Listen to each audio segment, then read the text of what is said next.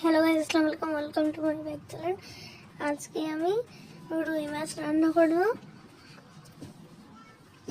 আমি রুই মাছগুলোকে ভালো করে ভেজে নিয়ে নামিয়ে নিব।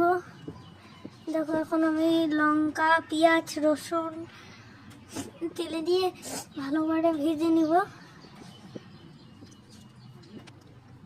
এখানে আলুটাকে দিয়ে দিব।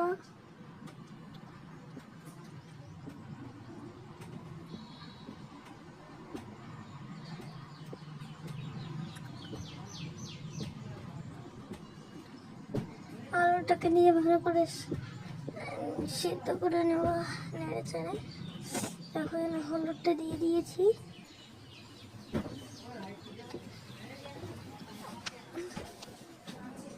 দেখো কি সুন্দর হয়েছে, নেড়ে চেড়ে এরকম হয়ে গেল। এখন একটু পানি দিয়ে একটু মশলা দিয়ে দিলাম, দিয়ে মাছগুলোকে ছেড়ে দিব। মাছটাকে ছেড়ে দিয়েছি। দেখো হয়ে গেছে। ভালো লাগলে লাইক ও শেয়ার করবেন। আল্লাহ হাফিজ।